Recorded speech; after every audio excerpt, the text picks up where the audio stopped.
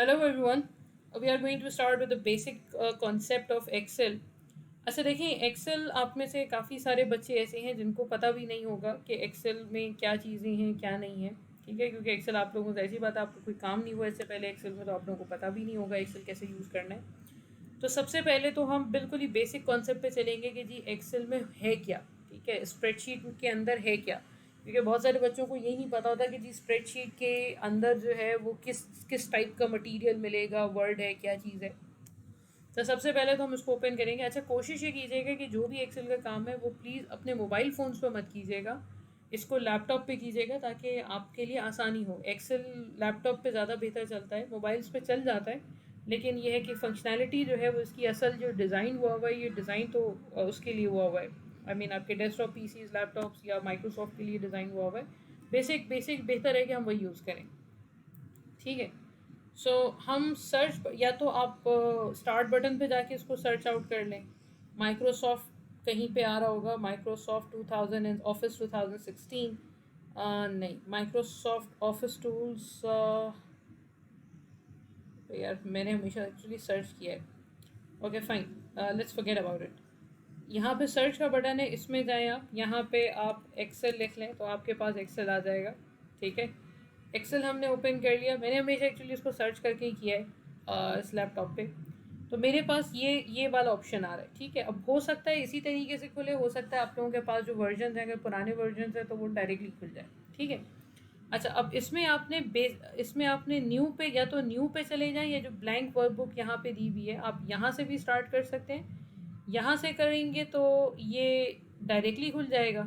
ठीक है, ये वैसे पता नहीं क्यों आ रहा है, ये वैसे यूजुअली ये वाली चीज़ आती नहीं है।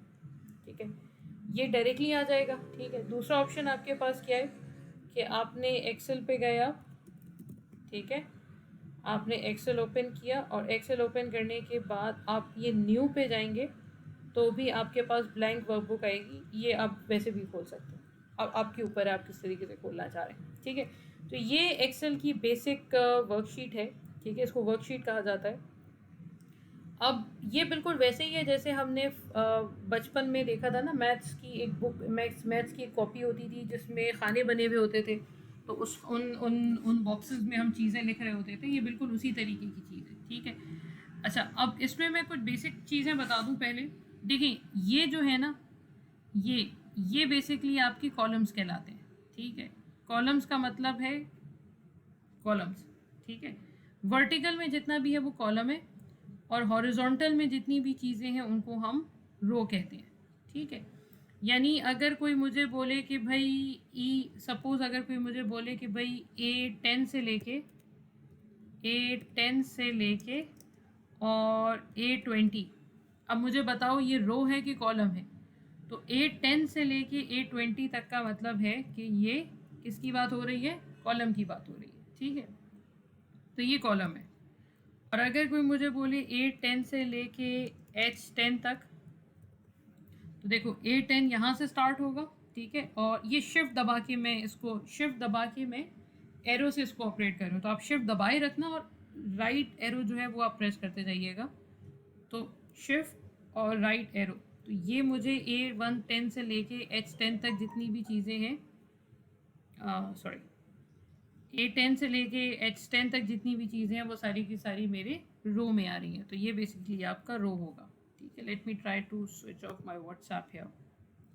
ठीक है, अच्छा तो ये हो गया आपका कॉलम और ये हो गए आपकी रोज। ठीक है, अच्छा अगर कभी भी आप किसी स्पेसिफिक जगह पे क्लिक करते हो, जैसे मैंने यहाँ पे क्लिक किया। ठीक है, अब यहाँ पे ये जो चीज़ है ना, जिसको जो मार्क हुई हुई है, जिसको हम जो नज़र आ रही है, ये चीज़ कहलाती है सेल।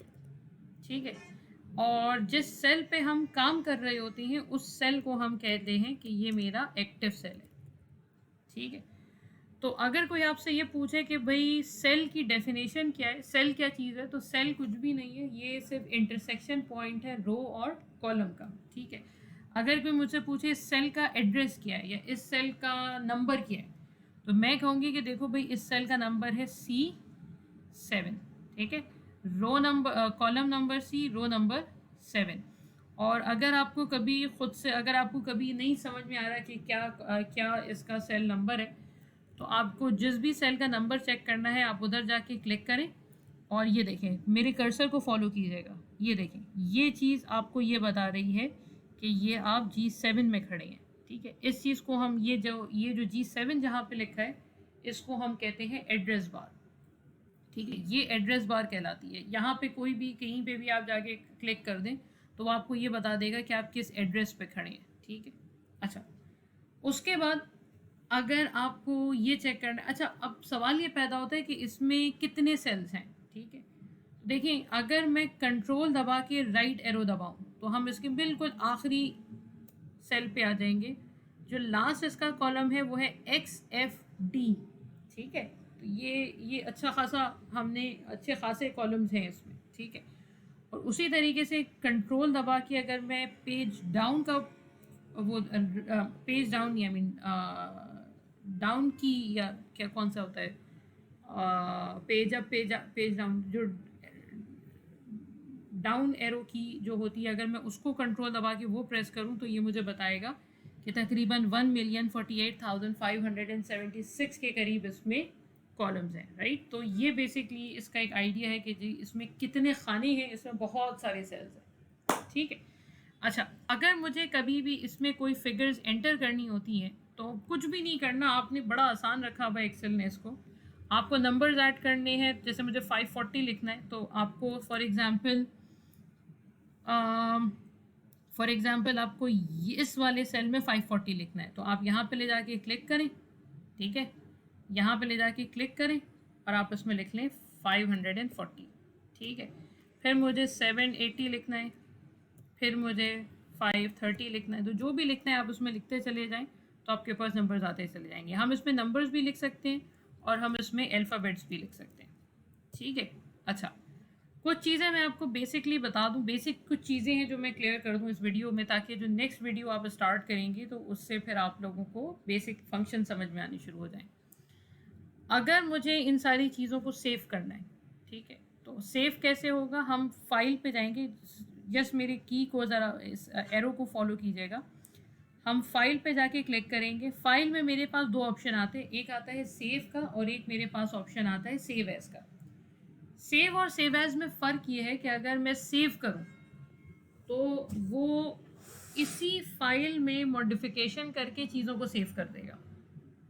ठीक है, अब चूंकि अभी तो हुआ ये है कि अभी तो हमने इस फाइल को सेव ही नहीं किया है, तो पहली दफ़ा जब हम फाइल को सेव करेंगे तो मैंने सेव कर दिया, मैंने कहा भाई सेव करना है, कहाँ करना है, क्योंकि डेस्कटॉप पे कर देना है। ब्राउज़ कर लेते हैं, डेस्कटॉप कर लेते हैं। डेस्कटॉप पे मैंने सपोज़ FD82 के नाम से मैंने इस फाइल को सेव कर दिया। ठीक है, अब इसका फाइल का नाम चेंज हो गया, देखिए FD82 हो गया और ये सेव्ड है। अच्छा, मिसाल के तौर पे मैंने इसमें कुछ चेंजेस की। ठीक है, मैंने इसमें ये लिखा, फिर मैंने इसमें कुछ और लिखा, फिर मैंने इसमें कुछ और लिखा, फिर मैंने इसमें कुछ और लिखा। ठीक है, अब मैं चाह रही हूँ ये चीज़ भी सेव हो जाए, तो मैं क्या करूँगी, या तो मैं फाइल पे जाके और मैं सेव पे क्लिक कर दूँ। अगर मैं सेव पे क्लिक कर दूंगी तो वो इसी फाइल में मज़ीद चीज़ों को सेव कर देगा, मतलब नई फाइल नहीं बनाएगा। ठीक है, मैंने सेव कर दिया तो उसने इसी चीज़ में सेव कर दिया, अपडेट कर दिया जिसको हम कहते हैं। लेकिन अगर मैं फाइल पे जाके सेव एज करूँ तो सेव एज करने का मतलब है अब वो इसकी अब उसकी जो पुरानी फाइल है उसको वो हटा देगा, अब ये इसका एक नई फाइल क्रिएट करेगा। यानी यही चीज़ जो है, अब वो देखें, अब वो फाइल दोबारा से पूछ रहा है कि क्या नाम देना है, तो अब ये नई फाइल बन रही है, पुरानी फाइल अब नहीं है, अब यही चीज़ नई फाइल पे बन रही है। तो मैं इसको लिख देती हूँ, सेकंड का नाम दे देती हूँ। ठीक है, हमने इसको सेव कर दिया। अब ज़रा डेस्कटॉप पे चल के देखते हैं। देखें, डेस्कटॉप पे एक FD82 की फ़ाइल बनी हुई है जो पुरानी वाली है, जिसमें नॉर्मल सेविंग हुई हुई है, और एक FD82 सेकंड के नाम से फ़ाइल बनी हुई है। सेकंड क्यों बनी हुई है, क्योंकि ये अब उसने उसी का एक रेप्लिका, एक कॉपी क्रिएट कर दी है। ठीक है, तो ये एक चीज़ हम यहाँ पे कर सकते हैं। मैं इसको डिलीट कर दूँ क्योंकि मुझे अब इसकी ज़रूरत नहीं है। ठीक है, अच्छा अब मैं कुछ चीज़ें मज़ीद बता दूँ इसमें। ठीक है, अच्छा देखिए, अब अगर मुझे कुछ चीज़ों को सिंपल, मतलब कुछ सिंपल चीज़ें मैं बता रही हूँ यहाँ पे। अगर मुझे इसको बड़ा करना है, अगर मुझे इसका साइज़ बड़ा करना है, क्योंकि साइज़ बड़ा छोटा है इसका, तो देखिए नीचे यहाँ पे कर्सर को चेक करें, देखिए यहाँ पे जूम का ऑप्शन आ रहा है, तो मैं इसको थोड़ा सा आगे कर दूंगी तो ये जूम इन हो जाएगा। वैसे तो आप इसको लैपटॉप के उस सेंसर पैड से भी कर सकते हैं आराम से, जैसे नॉर्मल जूम करते हैं, लेकिन जस्ट एक इंट्रो के तौर पे मैं बता रही हूँ कि ये इसका असल तरीका है जूम करने का। ठीक है, अच्छा उसके बाद कुछ एक और चीज़ है, देखें अब जैसे फॉर एग्जांपल मैंने यहाँ पे 60 लिखा, ठीक है, और यहाँ पे मैंने, और मैं चाह रही हूँ कि ये 60 तमाम सेल्स में आ जाए। तो यूजुअली हम क्या करते हैं, हम इसको देखें, अगर मुझे सिर्फ सेलेक्ट करना है किसी भी चीज़ को, तो कर्सर कहीं पे भी रख के और हम इसको इस तरीके से माउस से पकड़ के, मतलब लेफ़्ट एरो जो होता है उसको सेलेक्ट करके और हम इसको ड्रैग कर सकते हैं। ठीक है, और अब ये सेलेक्ट करने का तरीका है। ठीक है, सेलेक्ट करना और इसको ड्रैग करने में फ़र्क है। सेलेक्ट तो कुछ भी हो सकता है, मैंने ये सेलेक्ट कर दिया, मैंने ये सेलेक्ट कर दिया, मैंने ये सेलेक्ट कर लिया। ठीक है, लेकिन अगर मैं चाह रही हूँ, ये चीज़ अभी आगे आएगी, अगर मैं चाह रही हूँ कि 60 इन सारे सेल्स में आ जाए, मैं उसको पकड़ के ड्रैग, कभी अगर मैं करूँ ना इसको ड्रैग करना है, तो कभी भी अगर कोई भी, चलें ये छोड़ दें, ड्रैग करने से क्या होता है, कभी भी अगर मुझे ड्रैग, अगर मैं कभी भी क्वेश्चन में कहूँ कि जी, इस वीडियो में कहूँ कि जी इसको ड्रैग करना है, तो ड्रैग करने का मतलब ये है कि आप माउस को अपने इस सेल के बिल्कुल राइट, लोअर राइट साइड पे ले जाइएगा। ये राइट साइड हो गई और ये उसका लोएस्ट पार्ट हो गया। देखिए एरो की चेंज हो गई, एरो नॉर्मली वाइट कलर का था, अब ये कैसे कलर का हो गया, ब्लैक कलर का हो गया।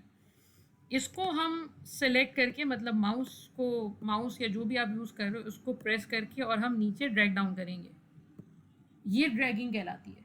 ठीक है, लेकिन अगर मैं इसी चीज़ को सेलेक्ट करूं, अगर मैं इसी चीज़ को, मैं इस चीज़ का इंतज़ार ना करूं कि मैं यहाँ पे करके मुझे ड्रैग करना है, और मैं ये करने के बजाय अगर मैं इसको ऐसे ही, जहाँ पे एरो की वाइट हुई हुई है, अगर मैं इसी को पकड़ के नीचे ले आऊँ, तो ये ड्रैग नहीं हुआ, ये सिलेक्ट हुआ है। सिलेक्ट होने का मतलब ये है कि हमने चीज़ों को सिर्फ सिलेक्ट किया है, एक्सेल उस पर खुद से कोई काम नहीं करेगा। लेकिन अगर हमने इसको ड्रैग किया है, तो ड्रैग करने से एक्सेल इसमें काम करता है। काम करने का मतलब वो हम आगे डिस्कस करेंगे नेक्स्ट वीडियो में कि काम करने का मतलब क्या है। ठीक है, तो बस ये मुझे एक सिंपल सी चीज़ बतानी थी कि एक्सेल ओपन किस तरीके से होता है, एक्सेल को क्लोज किस तरीके से करते हैं, सॉरी सेव किस तरीके से करते हैं। अच्छा, नेक्स्ट वीडियो जो अब आपके सामने आएगी उसमें हम कुछ प्लस करना और मिनिमम और मैक्सिमम वैल्यू निकालना सीखेंगे। तो उसमें एक टेबल सॉर्ट ऑफ बना हुआ, अब चूँकि लाइव क्लास हमारे अभी फ़िलहाल नहीं हो रही है, तो टेबल कैसे बनाएंगे, मैं टेबल से बनाने का तरीका बता रही हूँ। जैसे फॉर एग्ज़ाम्पल 45 है, फिर हमने एंटर किया, फिर 65 लिखा, फिर एंटर करने से आपका कर्सर खुद ब खुद नीचे आ जाता है। ठीक है, मुझे अगर इन सब चीज़ों के ऊपर कोई भी फंक्शन परफॉर्म करना है, फंक्शन मतलब प्लस माइनस मल्टीप्लाई डिवाइड, तो फिर हम कर सकते हैं। तो वो जो टेबल बना हुआ आपको मिलेगा, वो टेबल बनाने का तरीका ऐसा है, क्योंकि वो टेबल वहाँ पे बना हुआ है। ठीक है, तो टेबल बनाने का तरीका सिंपली ये है कि हम उसको लिखते जाएंगे और एंटर करते जाएंगे और मेरे पास टेबल बनता चला जाएगा। ठीक है, बस इस वीडियो के लिए इतना ही है। बाकी पे जो नेक्स्ट वीडियो है उससे जो है वो आप थोड़ी सी लर्निंग सीख सकते हैं। ठीक है, मेरा अपना मशवरा ये है कि इसमें ये वाली चीज़, ये वाली वीडियो और इसके बाद वाली जो बेसिक वाली वीडियो है, जिसका लिंक अभी मैं थोड़ी देर में शेयर करूँगी, ये दोनों वीडियोस जो हैं ये देख के आप मंडे वाली क्लास स्टार्ट कीजिएगा, ताकि आप लोगों को पहले से पता हो कि एक्सेल में होने क्या वाला है। ठीक है, चलें जी, thank you for watching this video, have a nice day, अल्लाह हाफ़िज़।